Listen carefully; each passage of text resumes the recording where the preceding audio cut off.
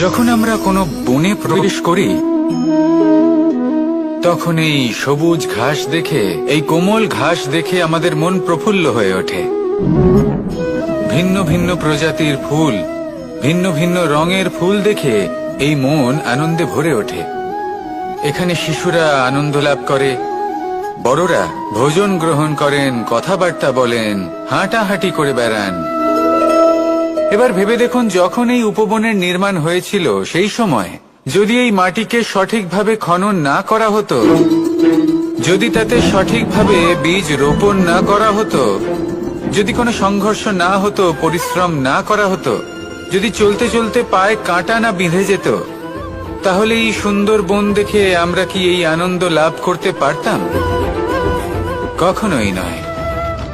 ধরুন কোনো নদীর তটে সুন্দর একটি বন আছে, সেই বনের আনন্দ লাভ করতে গেলে আপনাকে সেই নদী পার করতেই হবে। যদি সুখের নদীর কাছে পৌঁছতে চান, তাহলে তটে যে কাঁটা রয়েছে সেগুলোর সাথে সংঘর্ষ করতেই হবে। এই সংসারে যদি আপনি সুখ লাভ করতে চান, তাহলে সুখ লাভের এই যাত্রা শুরু করতে হবে সংঘর্ষ দ্বারা। তাহলে সংঘর্ষকে স্বাগত জানান, এর পেছনেই সুখ রয়েছে যা আপনার জন্য অপেক্ষা করছে। এবার হাসুন আর আমার সাথে ভালোবেসে বলুন, রাধা রাধা। আপনি কখনো কাউকে পর্বতে আরোহণ করতে দেখেছেন? বা আপনি কখনো নিজে কোনো পর্বতে আরোহণ করেছেন? করে থাকলে আপনি এই বিষয়ে অবশ্যই জানবেন যে যখন আমরা শিখরের দিকে এগোই, ওপরের দিকে এগিয়ে চলি, তখন আমাদের একটু ঝুঁকে পথ চলতে হয়।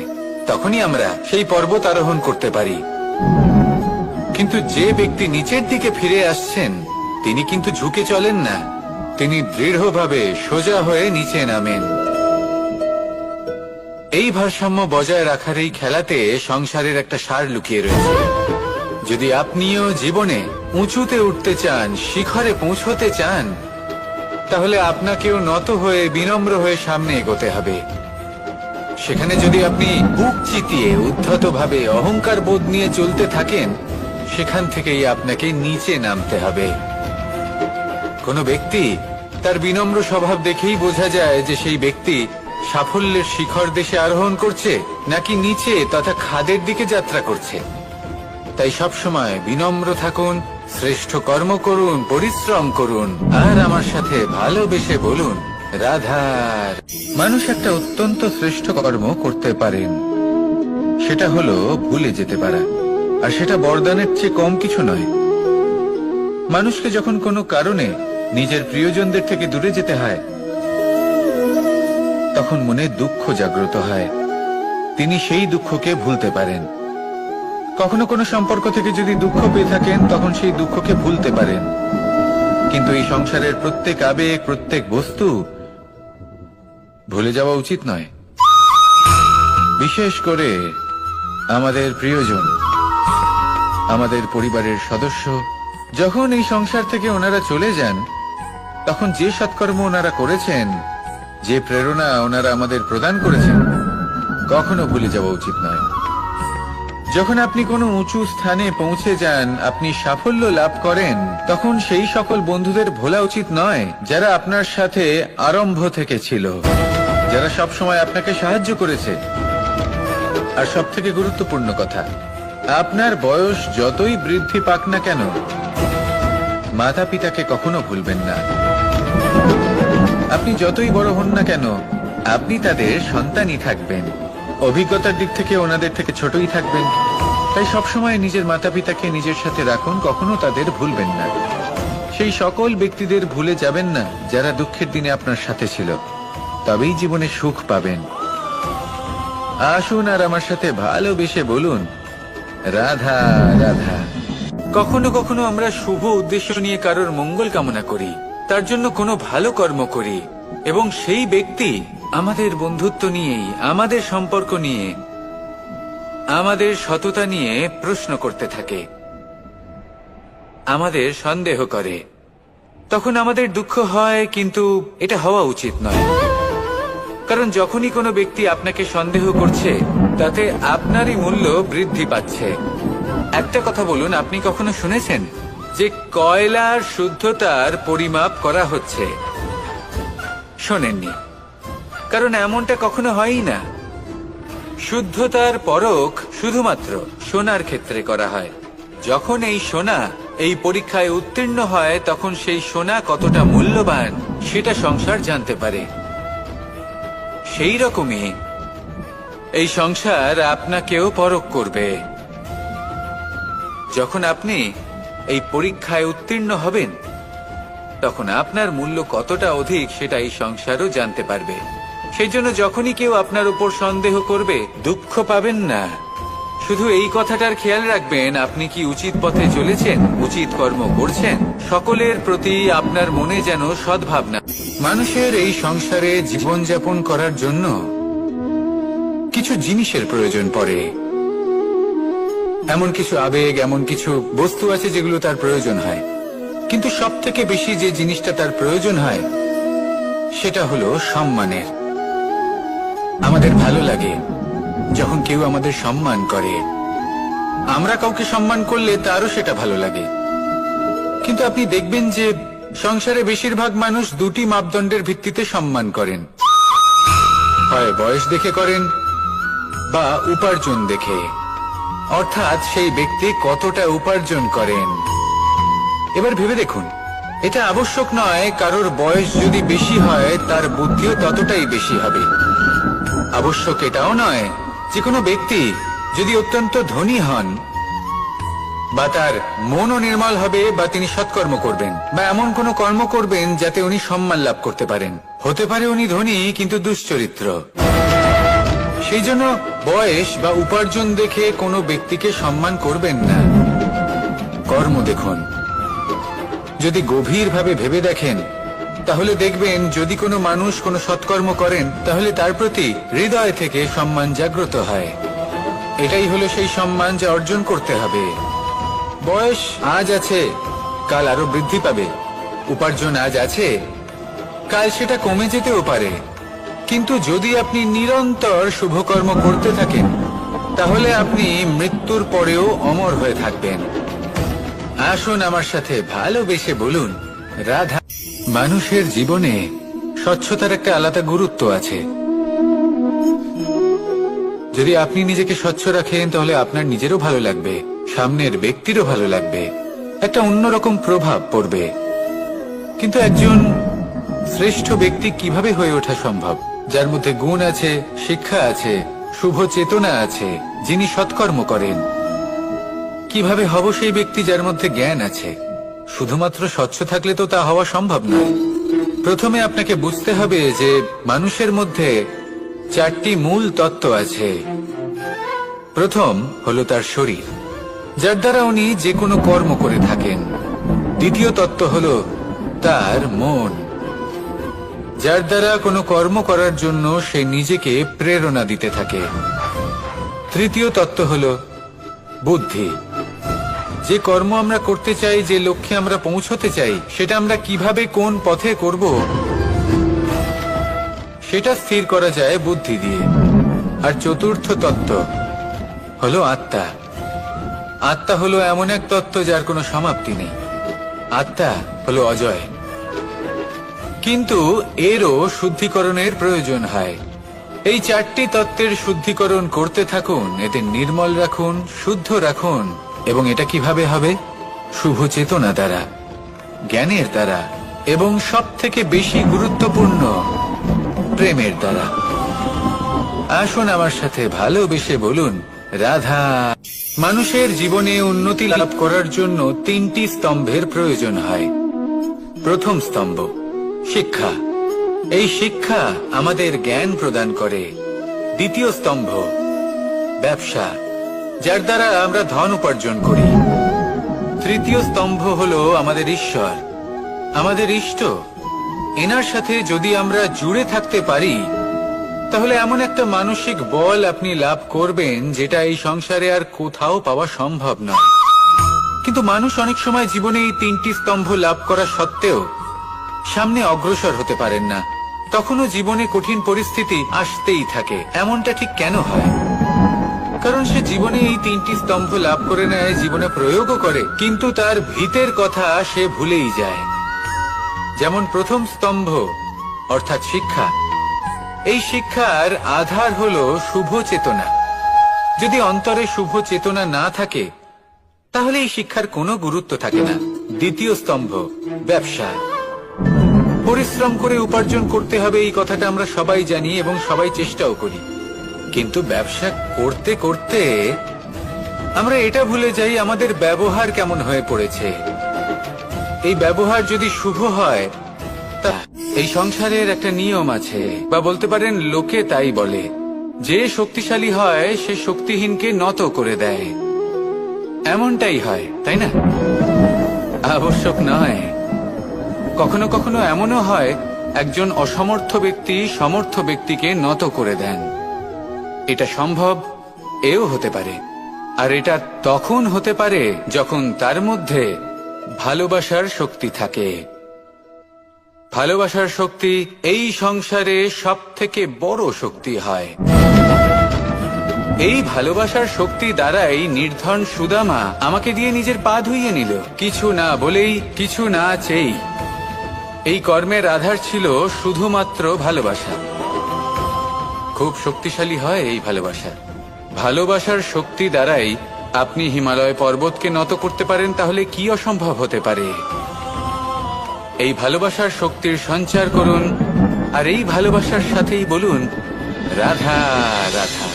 একদিকে হলো আঙুর আর অন্যদিকে কিশমিশ। দেখতে গেলে এই দুটোই সবারই খুব প্রিয়। শিশু হোক, যুবক হোক, বা কোনো বৃদ্ধ ব্যক্তি হোক না কেন। আর দেখতে গেলে এই কিশমিশ, এটা আঙুর থেকেই আসে, তারই অন্য একটি রূপ। কিন্তু কখনো হাটে যান আর গিয়ে জিজ্ঞেস করুন যে এই কিশমিশ আর আঙুর, এই দুইয়ের মধ্যে অধিক মূল্য কার? আপনিও নিশ্চয়ই জানবেন যে কিশমিশের মূল্য আঙুরের থেকে অনেক গুণ বেশি। এবার এরকম কেন হয়? এর পেছনে কি কারণ থাকতে পারে? একদিকে হলো সেই আঙুর যা টাটকা অবস্থায় গাছ থেকে পেড়ে খাওয়া যায়, আর অন্যদিকে হলো কিশমিশ যাকে মাসের পর মাস রোদে ফেলে রাখা হয়। একদিকে আঙুর যা কিনা অত্যন্ত রসালো, আর কিশমিশে কোনো রসই নেই। একটি হলো অত্যন্ত কোমল এবং সুন্দর, অন্যটি অমসৃণ এবং তাতে বিন্দুমাত্র সৌন্দর্য নেই, তাও তার মূল্য বেশি। এইসব কেন হয়? এই কারণেই হয় কারণ সেই আঙুর অনেক মাস পর্যন্ত রোদ সহ্য করে থাকে, কষ্ট সহ্য করে থাকে, তবেই সেই আঙুর কিশমিশে পরিণত হয়। এবার জীবনের কড়া রোদ যাকে সহ্য করতে হয়, তার সাথেও এটাই হয়ে থাকে। তারও মূল্য আপনা থেকেই বৃদ্ধি পায়। আপনার জীবনে আপনার গুণ, আপনার প্রতিভা, তা অত্যন্ত গুরুত্বপূর্ণ। কিন্তু যখন আপনি অভিজ্ঞতা লাভ করেন, তখনই সেই অভিজ্ঞতা আপনার গুণ এবং প্রতিভাকে আরো অনেক বেশি শ্রেষ্ঠ করে তোলে। তাই জীবনের কঠোর রোদের মধ্যেও দাঁড়িয়ে থাকাটা শিখে নিন। সাহসের সাথে কঠিন পরিস্থিতির সম্মুখীন হওয়াটা শিখে নিন। ঠিক এইভাবেই অভিজ্ঞতা লাভ করতে হয়, আর এই অভিজ্ঞতা আপনার মূল্য বৃদ্ধি করতেই থাকবে, করতেই থাকবে। আর তখন এই মন প্রসন্ন হয়ে বলবে রাধা রাধা। আমাদের সকলের জীবনেই দুই ধরনের ব্যক্তি থাকেন, বন্ধু এবং শত্রু। তারা হলেন আমাদের প্রিয় বন্ধু, যারা আমাদের জীবনে সবসময় আমাদের পাশে থাকেন। কখনো কখনো আমরা তাদের জন্য কিছুই করি না, তাও তারা আমাদের আনন্দ প্রদান করেন, ভালোবাসা প্রদান করেন। আর অন্যদিকে থাকে আমাদের শত্রু। দেখতে গেলে যখন আমরা জন্ম নিই, তখন কিন্তু আমাদের কোনো বন্ধু থাকে না, আমাদের কোনো শত্রুও থাকে না। কিন্তু যত ধীরে ধীরে আমরা জীবনে এগোতে থাকি, আমাদের বয়স বাড়তে থাকে, তখন আমাদের বন্ধু আর শত্রু এই দুইয়ের সংখ্যা বাড়তে থাকে। আর সেই সবকিছু নির্ভর করছে আমাদের কথার ওপর এবং আমাদের ব্যবহারের ওপর। এবারে আপনি যদি কোনো ব্যক্তিকে স্বাগত জানান উদার চিত্তে, ভালোবেসে, তাহলে সেই ব্যক্তি আপনার বন্ধু হবেই হবে। কিন্তু যদি আপনি নিজে হাতে কাউকে সামনে অগ্রসর হতে বাধা দেন, বিনা কারণে তার সাথে খারাপ ব্যবহার করেন, তাহলে তার মনে শত্রুতার বোধ অবশ্যই জেগে উঠবে। আর রইল বিষয় কথার, যদি আপনার কথা মধুর হয়, তাহলে সবাইকে আপনি আপন করে নিতে পারবেন। এই কথাই যদি কটু হয় তাহলে আপনার আপনজনেরাও দূরে চলে যেতে পারে। তাই নিজের কথার উপর সংযম রাখুন এবং নিজের আচরণ উদার করে তুলুন। জীবনে সুখই সুখ থাকবে। আসুন আমার সাথে ভালোবেসে বলুন, রাধা। এই সংসারে সব থেকে ভয়ানক এবং গভীর অন্ধকার কোনটা? সেটা যখন মেঘ সূর্যকে ঢেকে দেয় এবং সংসার অন্ধকারাচ্ছন্ন হয়ে ওঠে, নাকি তখন যখন সূর্যাস্তের সময় ঘনিয়ে আসে, সূর্য ঢলে যায় এবং এই সংসারে অন্ধকার ছেয়ে যায়, নাকি সেই অমাবস্যার রাত্রি যখন চতুর্দিকে ঘন অন্ধকার থাকে এবং চন্দ্রমার প্রকাশ কোথাও থাকে না? না, এই সংসারে সব থেকে বেশি ভয়ানক অন্ধকার হলো মানসিকতার অন্ধকার। মানসিকতা খুব গভীর একটা বিষয়। এই মানসিকতাই সত্যের রূপ ধারণ করে এবং আমাদের এই মানসিকতা এবং বিবেকে একটা সূর্য থাকে। যদি আমরা এটা জীবন থেকে বের করে ফেলি তাহলে নিরাশা, হতাশা, অসফলতা এর এমন এক ঘন অন্ধকারে আমরা ফেসে যাব যে তার থেকে বাইরে বের হওয়া প্রায় অসম্ভব ব্যাপার হয়ে দাঁড়াবে। বড়ই কঠিন হয় সেই সময়। সেই জন্য ইতিবাচক মনোভাব থাকা খুব প্রয়োজনীয়। এটা ভাববেন না যে এটা আমার সাথে কেন হলো, এই সমস্যা কেন এলো, ওই ব্যক্তি আমার সাথে এটা কেন করলেন। এটা ভাবুন যে আমি জীবনে যে পরিস্থিতিতে দাঁড়িয়ে আছি তার থেকে আমি ঠিক কিভাবে বাইরে বেরোতে পারবো। যতই ঘন অন্ধকার থাকুক না কেন, খুব ছোট একটা প্রদীপের প্রকাশ আমাদের পথপ্রদর্শক হয়ে দাঁড়াতে পারে। আর আমাদের জীবনে এই ছোট্ট একটা প্রকাশ হলো আশা। এই আশার একটি কিরণ আমাদের অত্যন্ত গাঢ় অন্ধকারেও পথ দেখাতে পারে। তাই এই আশাকে সব সময় মনে প্রজ্বলিত করে রাখুন। গাঢ় থেকে গাঢ় অন্ধকারের সাথে, কঠিন থেকে কঠিনতর সমস্যার সাথে লড়াই করুন, সামনে এগিয়ে চলুন আর আমার সাথে ভালোবেসে বলুন, রাধা। এই সংসারে এমন কোন আবেগ আছে যা সবসময় কটু বলে মনে হয়, কিন্তু সবার শেষে এটি সব থেকে বেশি মধুর উপলব্ধি প্রদান করে, সব থেকে বেশি মধুর অনুভূতি প্রদান করে। উত্তর পেলেন? পেলেন না? আপনাকে একটা উদাহরণ দিই। যখন মাতা সীতাকে অপহরণ করা হয়েছিল তখন শ্রীরাম অপেক্ষা করেছিলেন 4 মাস পর্যন্ত। উনি খুঁজতে চেয়েছিলেন কিন্তু উনি ওনার খোঁজ বন্ধ রেখেছিলেন। কল্পনা করে দেখুন ওনার কতটা যন্ত্রণা হয়েছিল। উনি শুধু অপেক্ষা করছিলেন কারণ তখন বর্ষা ছিল। অনেক দিন পর্যন্ত সূর্যের আলো দেখা যায়নি। উনি জানতেন এরকম সময় বানর সেনার পক্ষে বনের মধ্যে পথ খোঁজা খুবই কঠিন কাজ হবে। সাগর পার করা অত্যন্ত কঠিন হয়ে দাঁড়াবে। তারা হয়তো বনের মধ্যে পথ হারিয়ে ফেলবে। উনি অপেক্ষা করলেন, আর এই অপেক্ষার ফল হিসেবে উনি কি লাভ করলেন? সাগরে সেতু নির্মাণ করলেন এবং মাতা সীতাকে সসম্মানে আবার ফিরিয়ে আনলেন। যদি শ্রীরাম অপেক্ষা না করতেন তাহলে হয়তো এই সবকিছু কখনোই সম্ভব হতো না। এটাই হলো শক্তি ধৈর্যের। এটাই হলো আমাদের কাছে শিক্ষা। এই ধৈর্যই প্রত্যেকবার আমাদের অত্যন্ত কঠিন বলে মনে হয়। ধৈর্য ধরা অত্যন্ত কঠিন, কিন্তু অবশেষে এটাই সব থেকে শ্রেষ্ঠ ফল দান করে, সব থেকে মধুর উপলব্ধি, সব থেকে মধুর অনুভূতি প্রদান করে। তাই ধৈর্য ধরে থাকুন, সবকিছু শুভ হবে। আর তখন এই মন প্রফুল্ল হয়ে বলবে, রাধা রাধা। সুখ এবং দুঃখ এই দুই হলো আমাদের জীবনের অবশ্যম্ভাবী এবং গুরুত্বপূর্ণ অঙ্গ। আমাদের সকলের জীবনে কখনো সুখও আসে, আবার কখনো দুঃখও আসে। আমরা সবসময় ভাবি আমরা কিভাবে সুখ লাভ করব, কিভাবে আমরা দুঃখ থেকে দূরে থাকতে পারি। আর এই জীবনে যা কিছুই ঘটুক না কেন, সেই সবকিছু আমরা সুখ এবং দুঃখের মাপদণ্ডে মেপে থাকি। এবার এখানে একটা ছোট্ট বিষয় আছে। এটা ভেবে দেখতে হবে যে কে আসলে সুখী ব্যক্তি। সুখী ব্যক্তি হলেন তিনি যিনি নিজের জীবনে নিজের কর্মের বিশ্লেষণ করে থাকেন, সেই বুঝে পদক্ষেপ নেন। উনি কি করতে চলেছেন সেটা উনি জানেন।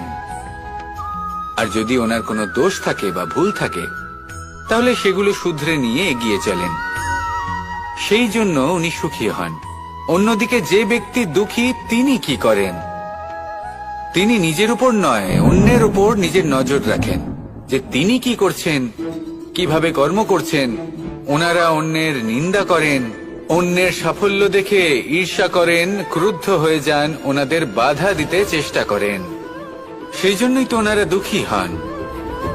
এই সংসারে এমন অনেক ব্যক্তি আছেন যারা এই কারণে দুঃখী নন যে তাদের জীবনে দুঃখ আছে। তারা এই কারণে দুঃখ পান কারণ অন্যের জীবন অনেক বেশি সুখের। দেখুন, শেষ পর্যন্ত আপনাকে নিজের কর্মের প্রতি মনোসংযোগ করতেই হবে, অন্যের প্রতি নয়। কারণ আপনার জীবনে আপনার কর্ম হলো এমন একটা জিনিস যা আপনার নিয়ন্ত্রণে আছে। নিরন্তর চেষ্টা করতে থাকুন, নিজের কর্মকে বুঝতে শিখুন, শুধরে নিন, নিজেকে শ্রেষ্ঠ করে তুলুন। তখন সাফল্য নিজে থেকে আপনার কাছে আসবে আর এই মন প্রসন্ন হয়ে বলবে, রাধা রাধা। মুক্তোর এই মালা দেখতে কত সুন্দর হয়, তাই না? যিনি ধারণ করেন তাকেও এটা শীতলতা প্রদান করে, আর যে ব্যক্তি দেখে তার চোখও এই দৃশ্য দেখে শান্তি উপলব্ধি করে।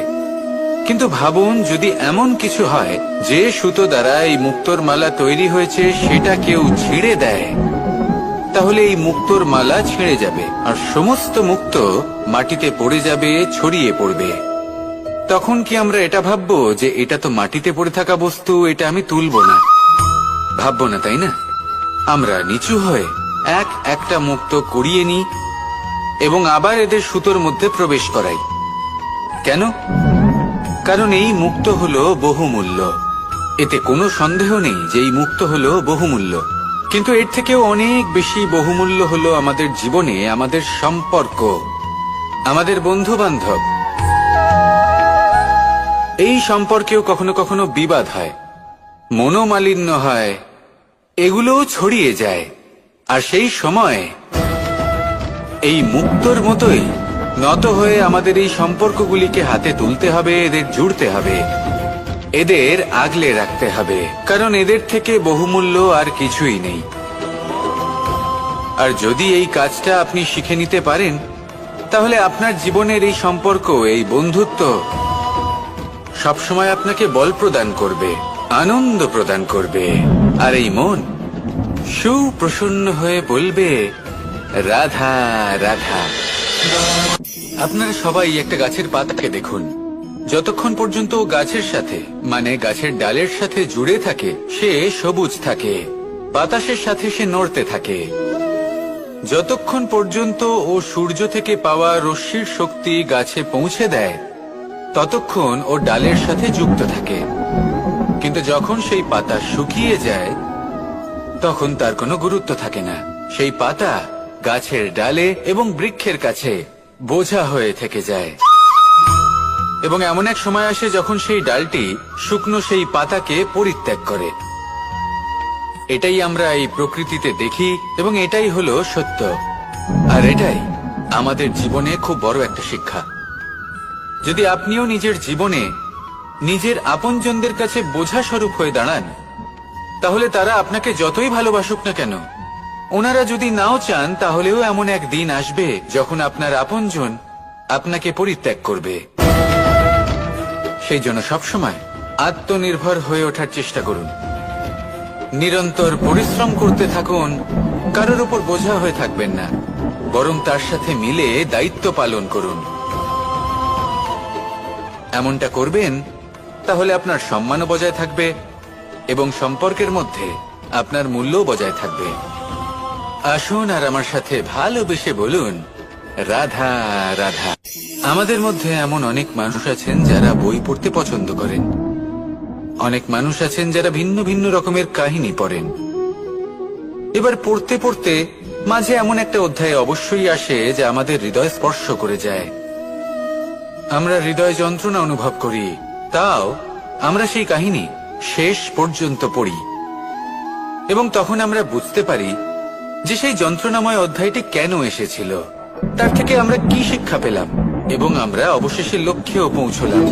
কিন্তু যদি সেই যন্ত্রণাদায়ক অধ্যায়টিতে আপনি থেমে যান আপনি যদি এটা ভাবেন যে আমি আর পড়তে পারবো না, তাহলে আপনি জানতেও পারবেন না যে পরবর্তীতে কি হতে চলেছে। এই মন দুঃখে ভরে উঠবে, মনে প্রশ্ন আসতেই থাকে যার উত্তর আমরা পাই না, নিজেদের লক্ষ্য বুঝতেই পারি না। এইভাবেই আমাদের জীবনেও যদি এমন কিছু হয় যা অত্যন্ত দুঃখজনক, যদি এমন কোনো কঠিন অধ্যায় আপনার জীবনে আসে, থামবেন না। তা হলো আপনার জীবনের কাহিনীর একটি যন্ত্রণাদায়ক দুঃখজনক অধ্যায় মাত্র। শেষ পর্যন্ত এই কাহিনীতে টিকে থাকুন, কর্ম করতে থাকুন। আপনি বুঝতে পেরে যাবেন যে এই কঠিন পরিস্থিতি আপনার জীবনে কেন এসেছিল। আপনি শিক্ষাও লাভ করবেন এবং লক্ষ্যও লাভ করবেন। আসুন আমার সাথে ভালোবেসে বলুন, রাধা রাধা। আশা এবং বিশ্বাস মানুষের জীবনের দুই অমূল্য স্তম্ভ। এটাই হলো ঢাল এবং এটাই হলো অস্ত্র। এটাই আমাদের রক্ষা করে এবং এটাই আমাদের জীবনের পথ প্রশস্ত করে। কিন্তু ছোট একটা সমস্যা আছে। এবার যদি আপনি বটবৃক্ষের থেকে এই আশা রাখেন যে এ আমাকে ফল দেবে, তাহলে সেই আশা ভঙ্গ হওয়াই স্বাভাবিক। আর যদি আপনি বিশ্বাস করেন যে খেজুর গাছ আপনাকে ছায়া প্রদান করবে, তাহলে সেই বিশ্বাসও অবশ্যই ভঙ্গ হবে। তাহলে কি করা উচিত? চোখ বন্ধ করে যে কাউকে বিশ্বাস করার আগে বা যে কারোর থেকে আশা রাখার আগে নির্বাচন করুন যে কার ওপর বিশ্বাস রাখতে চান, কার ওপর আশা রাখতে চান। তবে আমি তো বলবো যে বিশ্বাস করতে হলে নিজের ওপর করুন, যে এই সংসারে এমন কোনো কাজ নেই যা আপনি করতে পারেন না। আর শুধু কর্ম করতে থাকুন আর ভরসা রাখুন ঈশ্বরের ওপর, যে উনি আপনার কর্ম দেখবেন আর আপনাকে আপনার কর্মফল অবশ্যই দেবেন, আপনাকে সাফল্য দেবেন। যদি আপনার বিশ্বাস অটল হয়, নিরন্তর পরিশ্রম করেন, তাহলে ঈশ্বর কখনোই আপনার আশা ভঙ্গ হতে দেবেন না। আসুন আর আমার সাথে ভালোবেসে বলুন, রাধা। যখন মানুষের মৃত্যু হয় তখন কি হয়? অনেক সংখ্যক মানুষ শোক পালন করতে চলে আসেন। যে ব্যক্তি মৃত্যু লাভ করেছেন তার অনেক বস্তু থাকে যেগুলো তার প্রিয়, যেগুলো তিনি ব্যবহার করেছেন। তার শয্যা, তার বস্ত্র, তার আভূষণ সবকিছু তার থেকে বিচ্ছিন্ন করা হয় এবং খালি হাতে তাকে শ্মশানের উদ্দেশ্যে রওনা করা হয়। আমি আপনাকে এই প্রশ্ন করতে চাই, আপনি এই সংসারে কি অর্জন করেছেন? ধন সম্পত্তি, বস্ত্র, আভূষণ, এই সবকিছু যে আপনি অর্জন করেছেন, আপনার মৃত্যুর পরে তা আপনার থেকে দূর হয়ে যাবে। এর উত্তর হলো একটাই, আপনার কর্ম। শুধু সেটাই আছে যা একান্ত আপনার, আর শুধু সেটাই এই সংসার থেকে চলে যাওয়ার পরেও সংসারেই জীবিত থাকবে। যদি আপনি দুষ্কর্ম করেন, তাহলে এই সংসার আপনাকে একটি অনুচিত উদাহরণ হিসেবে মনে রাখবে যে এই ব্যক্তি খুব পাপী ছিল, অনুচিত কর্ম করতেন। যে পথে তিনি চলেছেন সেই পথে কারোর চলা উচিত নয়। সেখানেই যদি আপনি সৎকর্ম করেন, তাহলে সংসার চিরকাল এটাই বলবে যে খুব ভালো মানুষ ছিলেন, সবাইকে ভালোবাসতেন, সবাইকে সাহায্য করতেন, আমার খুব প্রিয় মানুষ ছিলেন। এটাই হলো শ্রেষ্ঠ কর্ম। সেই জন্য জীবনে শুধুমাত্র ধন সম্পত্তি, আভূষণ এই সব অর্জন করতে গিয়ে নিজের মনোনিবেশ করবেন না। শ্রেষ্ঠ কর্ম করুন। সংসার থেকে চলে যাওয়ার পরেও এই কর্মই এই সংসারে আপনাকে জীবিত রাখবে। আসুন আমার সাথে ভালোবেসে বলুন, রাধা রাধা। এই শুকনো পাতাটিকে দেখুন, নিষ্প্রাণ হয়ে পড়েছে। কোন একটা সময় এই পাতাটি একটা গাছের ডালে ছিল। সেই গাছ ওর লালন পালন করত। যখন যখন বাতাস বইত, এই পাতায় কম্পন দেখা দিত, মনকে প্রফুল্ল করে তুলত। কোনো একদিন এই পাতা গাছের ডাল থেকে ঝরে পড়ে গেল। নিঃসন্দেহে ও নিজের স্বাধীনতা পেল, কিন্তু আস্তে আস্তে শুকিয়ে গেল, নিষ্প্রাণ হয়ে গেল। দেখুন, আমি এই কথা বলছি না যে স্বাধীনতা অনুচিত, কখনোই না। কিন্তু যে কোনো পরিস্থিতিতে স্বাধীন হতে চাওয়া এটা নিশ্চিত রূপে অনুচিত। আমরা যদি আমাদের জীবনে পরিবারের গুরুত্ব ভেবে দেখি, তাহলে এই পরিবারে যতই মতভেদ থাকুক না কেন, যতই মনোমালিন্য থাকুক না কেন, যতই বিবাদ থাকুক না কেন, এই সব মিটিয়ে নেওয়া অত্যন্ত প্রয়োজনীয়। সেই সবকিছু সমাপ্ত করা অত্যন্ত প্রয়োজনীয়। কখনো এই পরিবারকে ভাঙতে দেবেন না, কখনো এই পরিবার থেকে দূরে চলে যাবেন না। এই পরিবার হলো আমাদের জীবনের একটা অমূল্য সম্পদ, অমূল্য এক আশ্রয়, যা এই সংসারে হয়তো কোথাও আপনি পাবেন না। তাই একে আগলে রাখুন। ভেবে নিন আপনি পাতা আর আপনার পরিবার সেই গাছ। আসুন আমার সাথে ভালোবেসে বলুন, রাধা রাধা। কখনো কখনো অন্ধকারের সাথে লড়াই করার জন্য আমরা প্রদীপ জ্বালাই। এতে প্রথমে সলতে রাখি, তারপর তেল ঢালি, তারপর আগুন জ্বেলে এটা প্রজ্বলিত করি। তারপর একটা সময় আসে যখন এই প্রদীপ নিভে যায়। কারণটা কি? কারণ কি এটা যে প্রদীপের প্রকাশমান হওয়ার ক্ষমতা সমাপ্ত হয়েছে? না, এই যে আগুন আমরা দেখতে পাচ্ছি, এই আগুনের জন্য যে শক্তির প্রয়োজন হয় তা আসে এই তেল থেকে। যদি এই তেল সমাপ্ত হয়ে যায়, তাহলে এই প্রকাশ তাও সমাপ্ত হয়ে যায়। আর আমাদের জীবনে এই তেল হলো আমাদের কর্ম, আর এই আগুন আর এর দ্বারা উৎপন্ন হওয়া প্রকাশ আমাদের ভাগ্য। যত আমাদের কর্ম ক্ষীণ হতে থাকবে, আমাদের ভাগ্য সৌভাগ্য কোথাও না কোথাও লুপ্ত হয়ে যাবে। যে উজ্জ্বল ভবিষ্যৎ আমরা চাইছি তা কখনো লাভ করতে পারবো না যদি কর্ম না করি। ঠিক যেমন তেল ছাড়া অগ্নি উৎপন্ন হয় না, তেমনি কর্ম ছাড়া সৌভাগ্য হয় না। আর যেমন কর্ম তেমন ভাগ্য। তাই সবসময় কর্ম করতে থাকুন, কর্ম করা থামাবেন না। আর আমার সাথে ভালোবেসে বলুন, রাধা রাধা।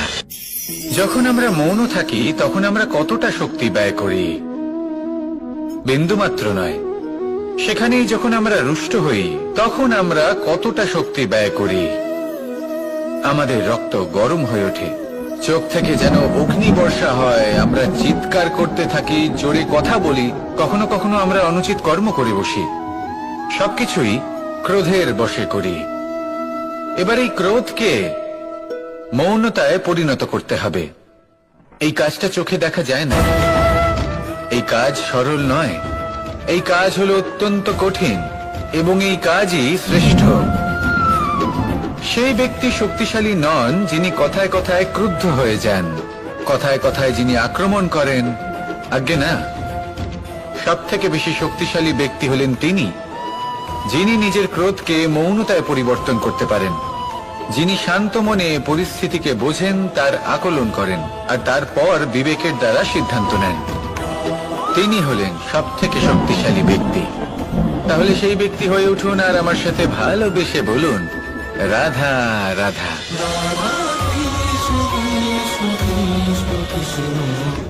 এই লক্ষ্য সরলভাবে কেন আমার কাছে চলে আসে না? চলুন আপনাকে একটা কথা বলি, যদি আপনার লক্ষ্য কঠিন না হয় তাহলে তাকে পাওয়া আপনার পক্ষে অসম্ভব হয়ে উঠবে। লক্ষ্যে পৌঁছানোর এই রাস্তায় আপনি যে কড়া রোদের সম্মুখীন হন, যার থেকে আপনি দূরে পালাতে চান, সেই রোদ আপনাকে প্রেরণা যোগায় যে আপনি এগোতে থাকুন।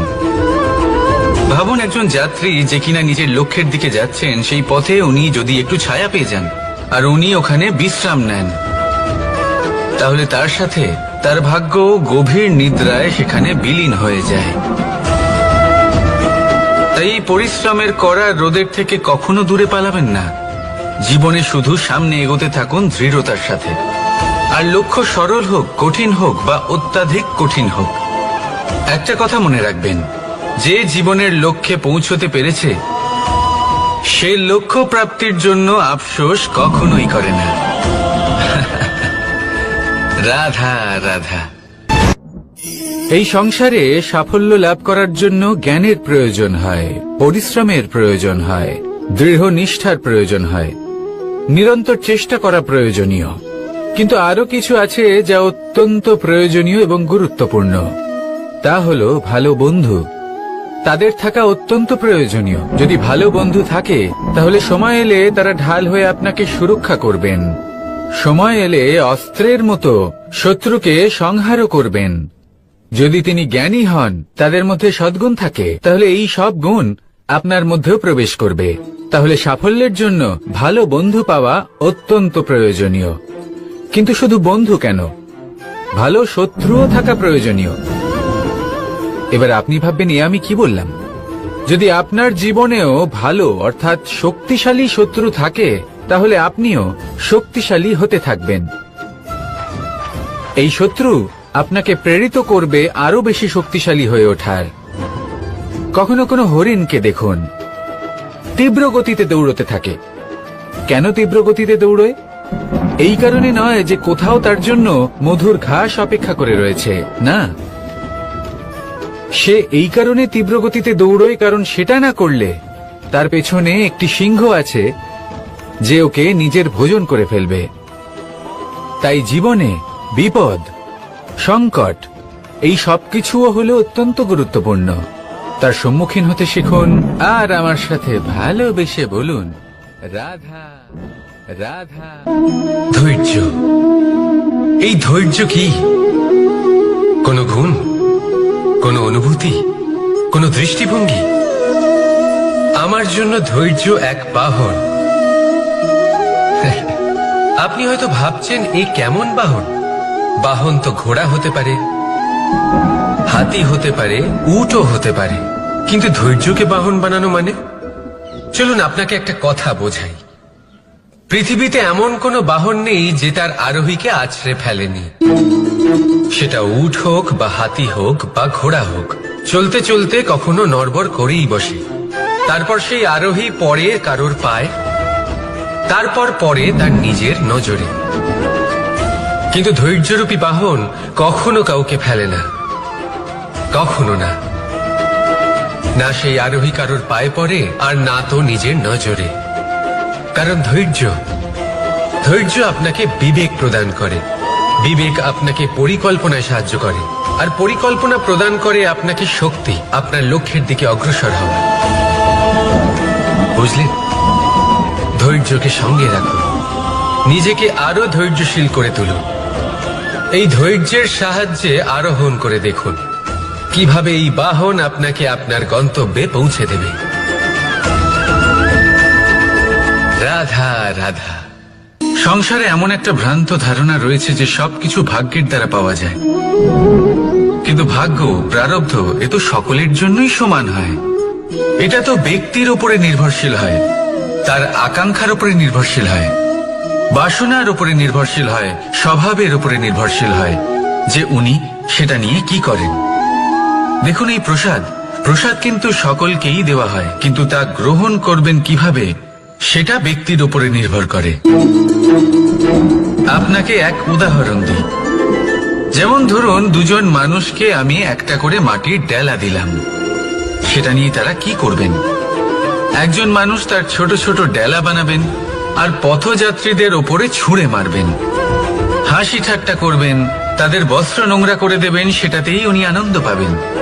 অন্যদিকে দ্বিতীয় ব্যক্তি সেই মাটির ডেলা দিয়েই নিজের জন্য একটা কুঁড়ে ঘর বানাবেন। সেই কুঁড়ে ঘর যা রোদেতে, বৃষ্টিতে, ঝড়ে তাকে সুরক্ষিত রাখবে। অনুভূতি, এই অনুভূতি বদলাতে শিখুন। এই অনুভূতি অত্যন্ত গুরুত্বপূর্ণ। ভালোবাসাতেও এই অনুভূতি হলো অত্যন্ত গুরুত্বপূর্ণ। ভালোবাসা সে বন্ধুর সাথে হোক, মা বাবার সাথে হোক, ভাই বোনের সাথে হোক, স্ত্রীর সাথে হোক, যে কারোর সাথে হোক। মনে রাখবেন, এই হলো সেই অনুভূতি যা আপনার ভাগ্য নির্ধারণ করে থাকে। তাহলে আসুন আমার সাথে প্রেমের অনুভূতি নিয়ে বলুন, রাধা রাধা। লক্ষ্য, পথ আর সাফল্য, এই তিনটেই একে অপরের সাথে জড়িত, কিন্তু অনেকবার মানুষ এদের ঠিকভাবে বুঝতে পারেন না। তারা ভাবেন যে যেরকম লক্ষ্য হবে সেরকমই পথ হবে, সেই মতোই লক্ষ্য কঠিন হলে পথ কঠিন হবে, লক্ষ্য সরল হলে পথও সরল হবে। যদি আপনাকে আসল সত্যের সাথে অবগত করাই, তাহলে দেখবেন সবকিছুই এর উল্টো। লক্ষ্য নিজের পথ বানায় না, পথ সেটাই যেটা আপনি স্বয়ং নির্বাচন করে আপনি নিজে বানান। সেই অনুসারেই আপনি আপনার লক্ষ্যে পৌঁছতে পারবেন। সেই জন্য জীবনে যখনই লক্ষ্যে পৌঁছানোর পথের বিষয়ে আপনি কোনো সিদ্ধান্ত নেবেন, তাহলে তা ভেবে চিন্তে নেবেন, কারণ এই পথ অত্যন্ত গুরুত্বপূর্ণ। পথ যদি শুভ হয়, মানুষ কর্ম করেন। আমি বারংবার বলি যে ফলের আশা করবেন না। তাও মানুষ কোথাও না কোথাও নিজের কর্মের বদলে কোনো না কোনো ফলের আশা অবশ্যই রাখেন। কখনো তিনি সফল হন, কখনো অসফল। সেই জন্যই আমি বলি যে ফলের আশা কখনো রাখবেন না, কারণ সাফল্য বা অসফলতা মনের মধ্যে রাখলে কখনো কোনো লাভ হয় না। যদি সাফল্য মনের মধ্যে রাখেন